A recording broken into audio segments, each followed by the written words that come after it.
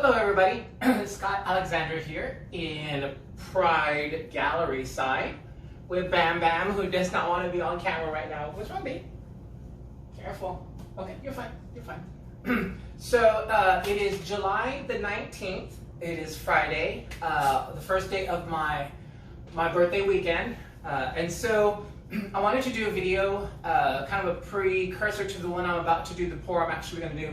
But I decided that for this video, I wanted to surround myself with some of my favorite things, and maybe some things that new folks to my channel and to all of my, this guy is everything, new to me, to all of my social media, may not know about me, or things that I've done in the past, kind of the things that got me here. When I talk about what I pour on and kind of my creative side, I actually didn't start on a canvas. I started pouring, the first one was on this pear. It's called Love is Love Wins. And it was, I did it for a friend, and when I did it and I posted it, quite literally my phone went kind of nuts, because I guess, well, because people really liked it. It's pretty, you know, and I had a lot of fun doing it. I taught myself how to do some wire work also. It's kind of what got me started, the kind of the jump start. And then after that came the heads. I've got Mother Nature, I've got the Medusa, this one's named Ash. This one was a Frida Kahlo, but I ended up just kind of continuing on with the flower and did it all over. But I pour on, and I posted, you know, like my crosses. There's some candlesticks down here. This is a metal piece I got at Family Dollar for, I think, $4. This big star tin, and that's kind of how I treat most of the things that I approach. I am thrilled that, and I should have grabbed it. It's somewhere. Here he is. I was just so excited whenever it was done, or whenever I saw the result of the pour, because immediately I thought of my turtle. And I've got turtles everywhere. If you, well, you can't see me. I'm over here waving at you like you can see what I'm doing. See me now. So in my house, whenever people come to visit, you know, for the first time, eventually they'll ask something about turtles, because it's not very prominent, but if you look close enough, there are turtles everywhere. And this guy, a beautiful gift from my brother Rob and sister-in-law Lindsay and all their family.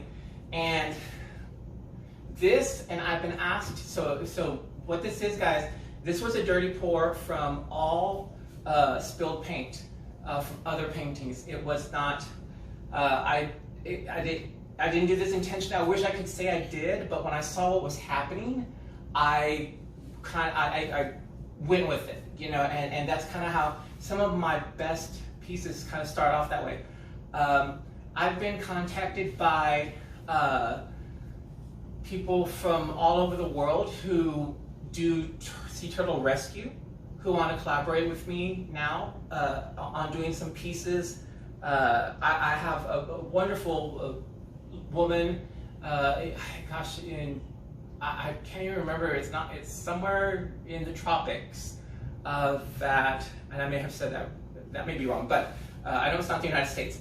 And she said, you know, your stuff would sell here.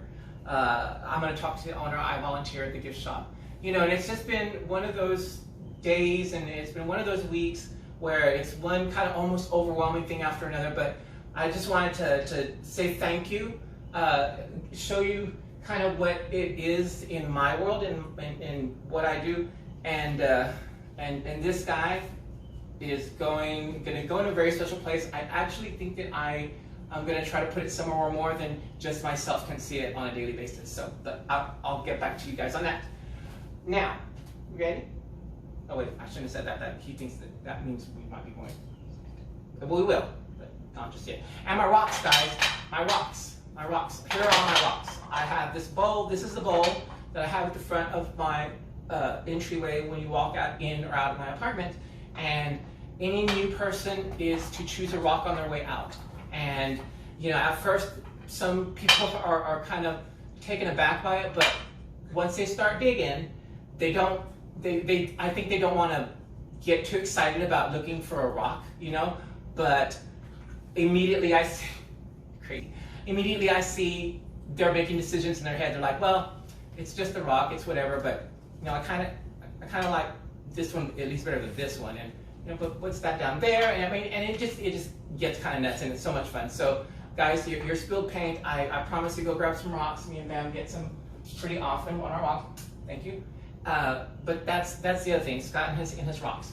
But the purpose of this video is I'm going to show you, and I had made a video like this before, so I'm going to apologize. Whenever I do reverse dip florals, I'm always using a tool, and I've talked about it and I've written about it in descriptions, but for the folks that are just looking at, you know, and there's so much that goes on in social media, it's hard to read every single little thing. But people are asking me constantly, what is that you just did? What did you use? How did you do that? So I'm going to show exactly how I put these things together. Again, thank you, welcome to my world. I did change the name of my channel because it was, people were searching for it and something completely different was coming up, and my art life is not the first thing that comes to mind. So Scott Alexander Artworks and Design is the name of the channel. There is a hyphen between the two. If you have not subscribed yet, please do. We're getting to a critical point where I need a snowball effect to start from now through the end of the summer, so that come fall I can reach my goal, and that's what I really want to do. So, and he crosses his feet like that. I don't know if you can see it, but he crosses his paws like that whenever he sits down. He's so cute. All right, so I'm gonna break here, and I'm gonna come back and show you kind of a close-up of what I'm doing. Right back. All right, everybody, I am back, and this is actually a re-taping. I did this before, and the same day that I did the first part, and I was editing it later than I should have, and I don't know what I did. I mashed the wrong button a couple of times, I suppose, and I know they say you can recover things. I do not know where that second part of this video went. So I am going to do what I did before.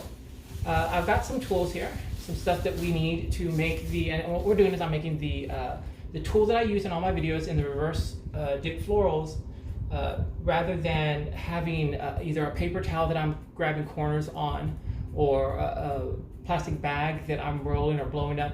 This is what I use in lieu of those things, because I thought about it. I tried it a few times the other ways, and it always ended up wonky or crooked, or it started here and then it ended up over there, or things were dripping, or I just couldn't get the paper towel up the way that the master does it, and we all know who that is.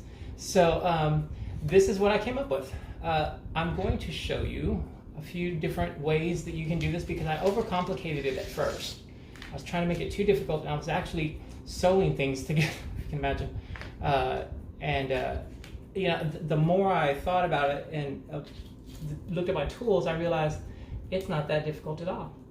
So I'm going to start actually with one of these little guys here. And what I decided is, depending on the shape of your canvas, of course, because sometimes the squares and the rectangles require something that same shape in order to lift and make the lift symmetrical, if that makes sense. Because basically what we're trying to do is we're trying to lift all sides, leaving the middle to be the last point to come up, and it draws all the paint in evenly. Okay, that's ideal. So I'm going to concentrate though on rounds. So if I've got my floral and I have drawn, it's the size of, well, let's say it's the size of this. Okay, that's two-dimensional now. It's on my canvas. I need something that's going to go bigger than that, so that I can place it over and then lift the paint. So we're going to say, well, this is bigger than that, a little bit bigger, and so I'm going to use this as my tool to lift for a pattern or the paint that I've put into this round of this size. So one way to do it, the easiest way, one of the easier ways, is this is the plastic that I use. I get it, Home Depot, Walmart. It's just what I cover things with whenever I'm painting. And we just need a little piece, to cover that, the opening here on one side. And so here we go. And don't use the good scissors, y'all. You get in trouble. So I remember that growing up. My mom would always say, don't use the good scissors. And it didn't mean much to me then, but it sure does mean something to me now. I've got a lot of hands in the jar. I said, but I'll be using my good scissors. All right, so here we go. So that is, that covers that. So, and the ceiling fan will blow it away. So here we go. This is a hair tie. I don't know how, but it's in my house somewhere. Or whose it is, but it was here. All right, so I'm just gonna do this. And I am ready to go. Now, one thing you gotta remember is you don't want it so tight across that it doesn't, how do I say this? So whenever you do with paper towel, you're lifting it up a little from the sides in, you know, so there's this gradual lift. If you have something that's this taut and you do it, you're just, I mean, you are just sucking the whole thing up at once. And that's not necessarily gonna give you the best result.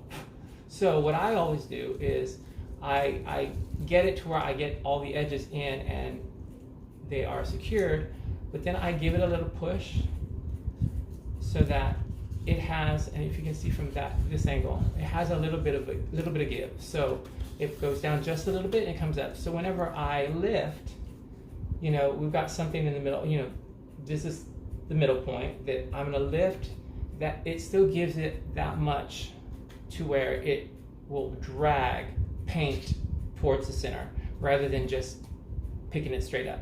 So that's one way, and you know, every time I do this, I'm actually gonna use these today. So it was a perfect time to do this. I always trim this because if this plastic is too long, you run the chance of it getting into your paint and dragging paint where you don't want paint dragged. So give it a little trim here. And the other thing that's nice about using these is you can reuse them right after you've used this. What I've done is, I'm still trying. You know, I sent a message to Fiona Art that said I had a painting that had already, I don't remember for what I told her, but it had about 30 reverse dip florals all over it.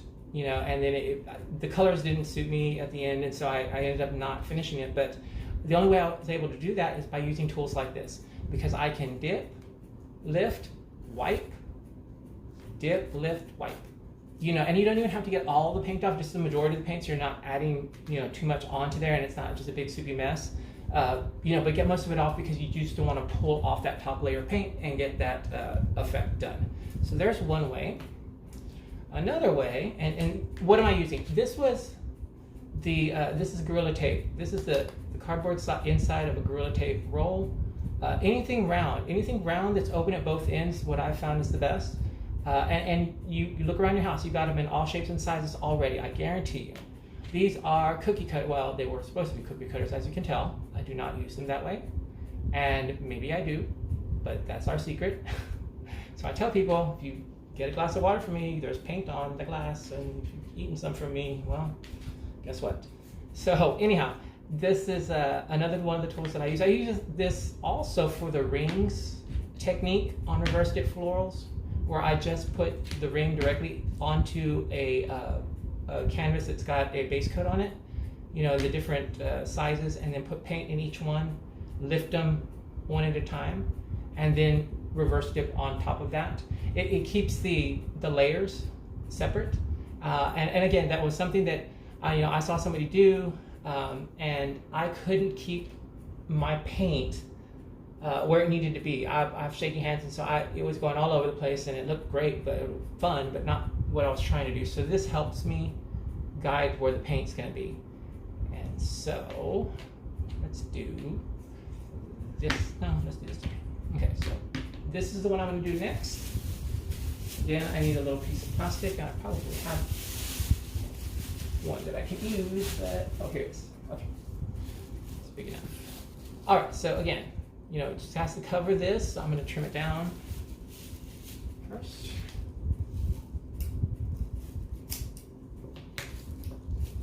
Put it over. And then what if you don't have a rubber band? Don't have rubber bands, but you know what? You have some tie wraps. Well, same thing. And that's also what's holding my camera up on the tripod right now, so don't tell. If you knew what kind of setups I do. I'm not exactly the poster child for taking care of electronic devices. All right, so here we go. Got my tie wrap going. Gonna tighten it up, and boom, we're done. You know, again, you know, I make sure that it's not too loose on any one particular side because then it will drag that way. But I do my best to make it even all the way around. And then, of course, like I said before, trim the excess off so it's not getting back into your painting. These are not the good scissors, as you can tell. So they're not really doing what I want them to do. But I think you get the idea on that. So here's a second one, second method, and also another size of a floral that I can do. Okay, but what if you've got a big guy? You got a big one coming that you were planning to do. When I get the 17-inch rounds, you know, I tried a couple of times before I got one right, and the reason was because I didn't have the right tool or the right size tool to be able to do the lift correctly. So I've talked about this before, and I always show them in the videos, but I realized I had never actually posted this video. I've done it now 3 times. But, and so in my head, I've already talked about it, but for you guys, I've never really explained it except in writing, and I wanted you to be able to see it. So, these two guys. So what's the solution? I've got a 17-inch round. Well, I was at Hobby Lobby, walking through the aisles like I do, and just kind of looking at things and trying to think of different ways I could use the tools, because I don't necessarily use things the way that they're intended, but that's okay. That's kind of what I do. So I saw these. You know, I have 3 different sets now, 3 different sizes, and these are just for needlepoint hoops. The wooden hoops, they're not very expensive. I think this is the largest one I have. It's an 18-inch set, and I believe this one was at $8, something like that. I just got one the other day. It's a 7 or 8-inch one, and it was $4 or $5. And you know, these are all regular price. So if you're at one of those stores, you know, usually there's a coupon that you can use to get them even less expensive if you want to. So anyhow, this, and I've said this many times, this reminds me of my grandma and my aunts, because my grandmother still does needlepoint, and she had these, and I remember seeing them use them all the time, and just kind of was, you know, watching and listening, you know, to them talk. So this guy, now, this is gonna need a big piece of plastic, right? And I happen to have a big piece of plastic, so. And I'm going to use this one as well later today. Hopefully, I can get these videos done and posted. I know with so many things going on in my household, it's to get the time to do it and the environment to do it are all new, but working stuff out. Okay, so here we are. Just cover the one that doesn't have the clasp on it, and I'm going to put the one with the clasp on it. The clasp on it is this doohickey right here. I don't know if it's called that, but that's what I called it. All right, so you got this on. Again, I push down just a little to make sure that it's got a little bit of the give, right? Because we want to make sure we can lift correctly. And it's almost too perfect whenever I use something like this. But if you're familiar with my artwork, I don't leave things as they are. I go in and I do a lot of stuff. Even when I should probably have stopped. But it's just in my nature to mess with stuff. So here we are. Got a nice big tool now that I can use for a big canvas. I'm going to trim it all up.